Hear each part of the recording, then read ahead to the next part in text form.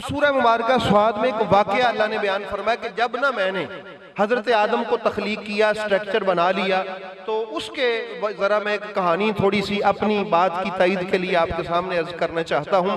Is क़ाला रब्बुका लिल मलाइकति इन्नी खालिकुन बशरा। फरमाया महबूब वो वक्त भी आप याद करें कि जब अल्लाह ने, आपके रब ने फरिश्तों से ये बात इरशाद फरमाई। अल्लाह ने मशवरा नहीं किया, अल्लाह मशवरे का मोहताज भी नहीं है, उसकी शान मशवरे से बड़ी है, ये ज़हन में रखें।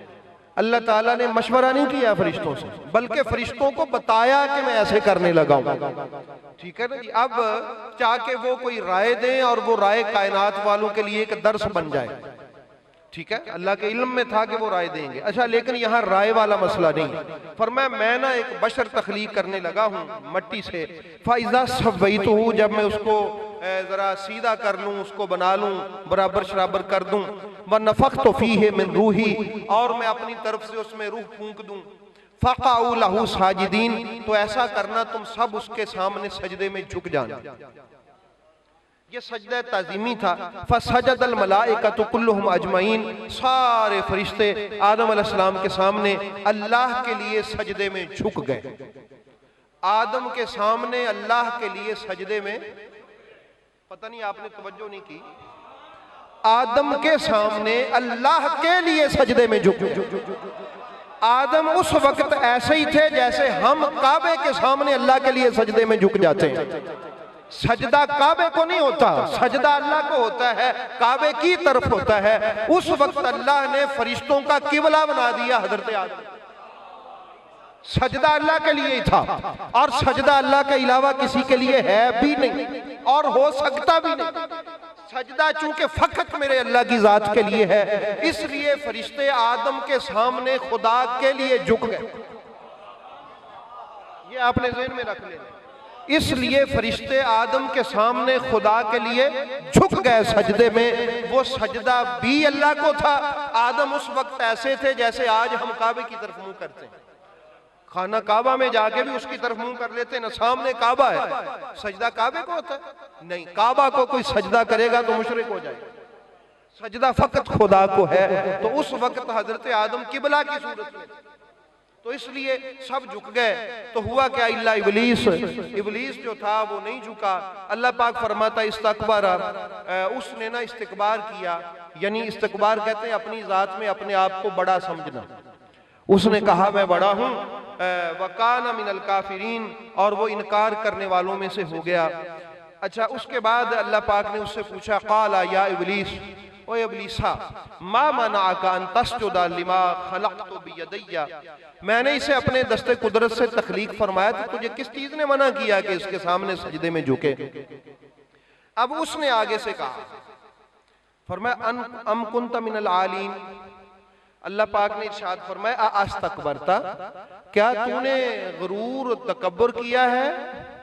अम कुंत मिनल आलीन, या फिर तू कोई बड़ा है इससे, तूने अपने आप को बड़ा समझा है या हकीकत में तू उनमें से है जो इससे बड़े हैं। आलीन शान है किसकी, मेरे मुस्तफ़ा करीम उन आलीन में से हैं। बस बहरहाल यहां मैं गुफ्तगू नहीं करता। उसने आगे से कहा काला अना खैरुम मिन्हु, मौला करीम बात यह है कि मैं ना इससे बेहतर हूं। खलक़तनी मिन नार, तूने मुझे आग से तख्लीक किया है। वह खलक़तहु मिन तीन, और इसे मट्टी से। पता चला अल्लाह को खालिक मानता था तब भी, ये ज़हन में है, अल्लाह को तब भी खालिक मानता था। अल्लाह की खालकियत का उसने इनकार नहीं किया। उसने कहा खलक़तहु मिन तीनिन व खलक़तनी मिन नार, मुझे आग से तू नहीं तख्लीक किया है, और इसका खालिक भी तू है, मेरा खालिक भी तू है। रौड़ा तो कहीं ना कहीं है, खालिक मान रहा है। और उसके बाद उसने कहा, अल्लाह पाक ने फरमाया क़ाला फ़ख़्रुज मिन्हा फ़इन्नका रजीम, ओए दफा हो जा बदतमीज़ा बेअदबा, तू बेअदब है। जिस तरह कोई उस्ताद अपने शागिर्द को डांट के निकाल दे, अल्लाह पाक ने उसको निकाल दिया, फरमाया मरदूद, चला जाए यहां से। अच्छा, उसने अब आगे से कहा व इन्ना अलैका इला लअनती इला यौमिद्दीन, क़यामत तक ना मैंने तुझे लानती करार दे दिया है। अब उसके अल्फाज, काला, उसने कहा रब्बी, या मेरे रब। पता चला अल्लाह को ही अपना रब अभी तक समझता है। इस बात का भले वो शैतान है इनकार नहीं किया। फनज़िरनी इला यौम युबअसून, मुझे ना क़यामत के दिन तक मोहलत दे। पता चला क़यामत का भी मुनकर नहीं है, क़यामत का भी मुनकर नहीं है। इबलीस है, शैतान है, अल्लाह को खालिक भी मानता है, अल्लाह को रब भी मानता है, क़यामत के दिन पर भी यकीन रखता है और इस बात पे भी उसका कोई इनकार नहीं है। अल्लाह पाक ने फरमाई, इससे पता चला ये सारी बातें मानने के बावजूद भी बंदा कभी थुड़क जाता है। ये ध्यान रखना है कि हुआ क्या है। फ़क़ाला फ़इन्नका मिनल मुनज़रीन, अल्लाह ने फरमाया ठीक है जाओ, एग्रीमेंट हो गया, मैंने तुझे मोहलत दी क़यामत तक के लिए, इला यौमिल वक़्तिल मालूम, एक मालूम वक्त तक। इसके बारे में मुफस्सिरीन की मुख्तलिफ राय है कि मालूम वक्त से मुराद क़यामत का दिन है या फिर कोई खास वक्त है कि वहां तक शैतान जाएगा। अल्लाह पाक ने वहां फरमा दिया। अब उसने आगे से क़ाला फ़बिइज़्ज़तिका, मौला मुझे तेरी इज्जत की कसम। पता चला इब्लीस है, अल्लाह की इज्जत का मुनकर भी नहीं है। क़ाला फ़बिइज़्ज़तिका, या अल्लाह मैनू तेरी इज्जत दी कसम लगी। अल्लाह की इज्जत का मुनकर भी नहीं है, इब्लीस है और अल्लाह को इज्जत वाला समझता है कि सबसे बड़ी इज्जत वाली जात मेरे खुदा की है। लअग़वियन्नहुम अजमईन, मैं ना इन सारे दा बेड़ा गर्क करांगा, गुमराह करूंगा मैं इनको, ये इसकी औलाद को जिसकी वजह से तूने मुझे निकाला है।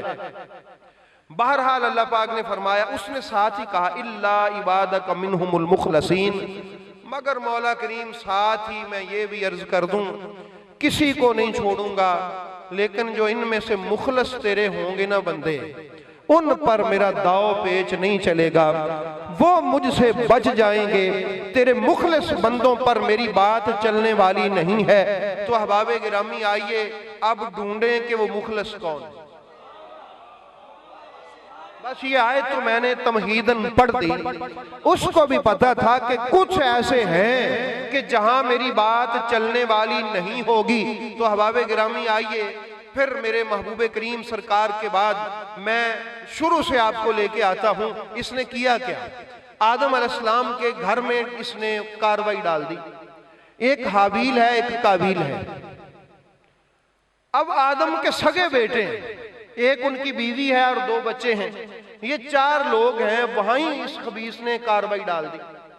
एक को अपनी उंगलियों पे नचा लिया और दूसरे को उससे कत्ल करवा दिया। पता चला कोई जितना मर्जी बड़ा हो, ये बड़ा खतरनाक खबीस है।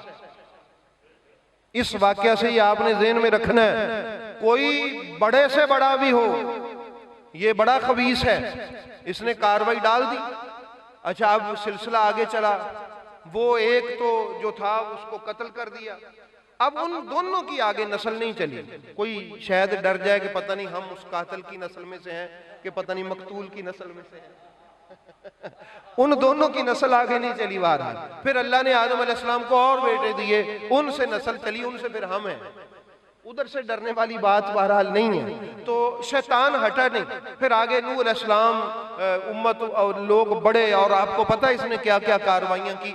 अब एक नबी जाता तो ये कार्रवाई डालता, उसके बाद अब दूसरा नबी आता, वो आके सही सुई करता। फिर वो नबी चला जाता तो अभी नबी जाना तो दूर की बात है। हजरत मूसा अलैहिस्सलाम को अल्लाह ने बुलाया 30 दिन के लिए, कुरान कहता है। अच्छा, जान के अल्लाह ने बढ़ा दिए 10 दिन। अच्छा, उन 10 दिनों में ही पीछे से इसने कार्रवाई डाल दी। इसने कहा जी वो मूसा अलैहिस्सलाम आने वाले नहीं है, उन्होंने आना हुंदा ते आ जाना सी, तुहानू 30 दिनों का कह के गए, देखा ना नहीं मुड़े। वो बात ही दुरुस्त नहीं है। ये खुदा है, ये गाय की हम पूजा करते हैं मिलजुल के। सामरी के जरिए से कार्रवाई डाल दी कि नहीं। मूसा अलैहिस्सलाम वापस आए गुस्से में, आप गुस्से से लाल सुर्ख। फरमाया अल्लाह के बंदो, इतनी सी है तुम्हारी औकात के 10 दिनों में तुम बर्दाश्त नहीं कर सके मेरी गैर मौजूदगी। इतना खतरनाक इसने खेल खेला हर नबी की उम्मत के साथ। अब आ गए आखिरी नबी। अब यहां तो अब कोई नबी आने वाला भी नहीं है। पहले तो ऐसे होता था कि नबी आते, वो चले जाते, पीछे ये कार्रवाई डाल देता और वो उम्मत को गुमराह कर देता, और पीछे एक और नबी आता, वो उनकी गुमराही को दुरुस्त करता और लोगों को हिदायत देता। अब आखिरी नबी हैं, उन्होंने चले जाना है, तो चाहिए सी ये भी मर जाता पिछों, शैतान भी मर जाता, नबी तो पीछे आना कोई नहीं, क्योंकि ज्यादा खतरा है ना। पीछे तो नबी आते थे, बचा लेते थे, अब ज्यादा खतरा बन गया। नबी पाक अलैहिस्सलाम ने पर्दा कर लेना है, कब्र में चले जाना है, फौत हो जाना है। अब इन भी नाल ही फौत हो जाना चाहिए से इस मुसीबत में। पीछे इतना लंबा वक्त है तो करना क्या था। मेरे नबी पाक ने फरमाया मैं तुम्हें बताता हूं करना क्या, ठीक है ना, मैं बताता हूं करना क्या है। फरमाया इन्नी तारिकुन, मैं जा रहा हूं, मगर मैं इंतजाम ये करके, मैनू पता है डाकू बड़ा तकड़ा है, मुझे पता है खबीस है, मुझे पता है वारदातिया बहुत बड़ा है, छोड़ेगा नहीं, इसलिए मेरे बाद नबी भी कोई आने वाला नहीं है। फीकुम सकलैन, दो चीजें छोड़ के जा रहा हूं। अव्वलुहुमा किताब अल्लाह, एक अल्लाह की किताब है, वसानिहिमा अहल बैती इतरती, और दूसरी मेरी इतरत और मेरी औलाद। ये दो चीजें छोड़ के जा रहा हूं मेरे बाद। इन तमस्सकतुम बिहिमा लन तदिल्लू, अगर मेरे बाद तुमने इन दोनों का दामन पकड़े रखा तो इसका दाव पेच नहीं चलेगा। लन तदिल्लू लन तदिल्लू लन तदिल्लू, तुम कभी भी इसका शिकार होके गुमराह नहीं होगे। क़यामत तक वक्त गुजरता रहेगा, हिदायत ही हिदायत रहेगी। क्योंकि नबी पाक ने फरमाया मैं तो जा रहा हूं, ये है, मैं जा रहा हूं, ये है। तो नबी करीम सल्लल्लाहु अलैहि वसल्लम ने इंतजाम फरमा दिया। तो अहबाब गिरामी, बाज लोग कहते वो जी हदीस पाक है कि नबी पाक अपने बाद कुरान और सुन्नत को छोड़ के गए। वो हदीस पाक एक तुरक से उसकी सिर्फ रिवायत है, एक तुरक से, और ये जो हदीस पाक है ये बेशुमार तुरक से, एक तरीक से सिर्फ वो हदीस है कि मैं अपने बाद कुरान और सुन्नत छोड़ के जा रहा हूं, और बेशुमार तुरक से, और हदीस मशहूर है, बल्कि मतवातर भी आप इसको कह लें कि जिसको कितने लोगों के सामने मेरे नबी पाक ने फरमाया कि मैं अपने बाद कुरान और अहले बैत को छोड़ के जा रहा हूं। इनसे जुड़े रहना, कभी शैतान का शिकार नहीं होगे। तो पता चला अब मुखलिस जिसने इसने जिनको कहा है ये वही हैं जो कुरान और अहले बैत से जुड़े हुए। नबी पाक ने फरमाया था मेरे बाद अगर तुम गुमराही से बचना चाहते हो, कुरान और अहले बैत से जुड़े रहना, तुम बचे रहोगे, गुमराह नहीं होगे, हिदायत पर रहोगे।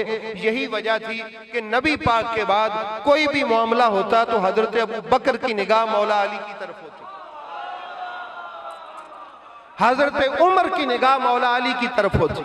और वो मशहूर वाकया है कि एक गैर मुस्लिम आ गया, उसने हजरत उमर फारूक से आके पूछा इन्नल्लाह अला कुल्ली शैइन कदीर के बारे में, कि अल्लाह कादिर है, तो आप इसके बारे में बताएं कि क्या अल्लाह दूसरा खुदा बनाने पे भी कादिर है। अब हजरत उमर फारूक ने बजाय इसके कि खुद इसका जवाब देते तो आप उसको मौला अली के पास ले गए। तो फरमाया या अली, इसने ये सवाल कर दिया है, इसका जवाब आप दें। आपने उसकी खबासत को समझा, क्योंकि ये वो था जिसे नबी अपने बाद छोड़ के गए थे, और हजरत उमर को पता था कि समझने समझाने के लिए उनको छोड़ के गए। तो आपने फरमाया हाँ, अल्लाह कादिर है कि वो कोई दूसरा खुदा बना दे। वो बड़ा खुश हुआ कि मैं इनको कहूंगा फिर तुम एक खुदा के कायल कैसे हुए, तुम तो कहते हो खुदा एक होता है। साथ ही मेरे मौला अली ने फरमाया भले आदमी, वो जिसको बनाएगा होगा तो वो उसकी मखलूक ही ना, अब खालिक तो फिर भी ना हो सका। तो यही तो हम तुम्हें कहना चाहते हैं कि जितने मर्जी तुम जिसको मर्जी खुदा मान लो, खालिक तो एक ही ना, वो मोहम्मद का रब है। वो कदमों में गिर पड़ा और उसने कलमा पढ़ा। उसने कहा जिस मोहम्मद के घर वाले इतने अजीम हैं और उसके सहाबा इतने अजीम हैं, वो मोहम्मद खुद कितना अजीम होगा। तो इसलिए अहबाब गिरामी कितनी मिसालें, बीसियों मिसालें हैं कि सहाबा किराम रिदवानुल्लाह ताला अलैहिम अजमाइन ने इस पर प्रैक्टिकल किया कि मेरे नबी पाक बता के गए थे इनसे जुड़े रहना तो जुड़े रहना। भाई बात समझो, खराबी तब हुई जब इनके सामने खड़े हुए,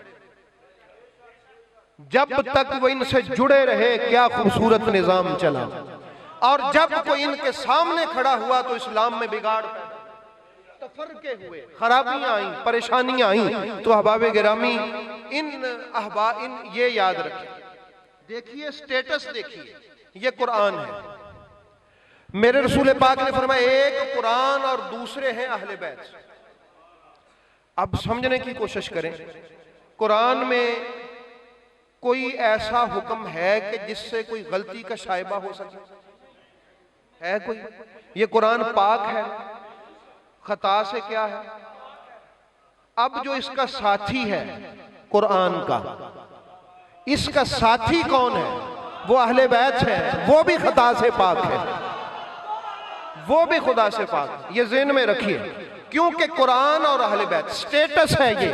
मेरे रसूल पाक सल्लल्लाहु अलैहि वसल्लम ने उम्मत की आंखें खोली हैं। अगर तुमने इनको देखना है तो इनका हम पल्ला कायनात में कोई नहीं है, क्योंकि ये कुरान के साथी हैं। किसके साथी हैं? कुरान के साथी हैं। भाई जो कुरान का साथी हो उनका मवाजना किसी से क्या किया जा सकता है?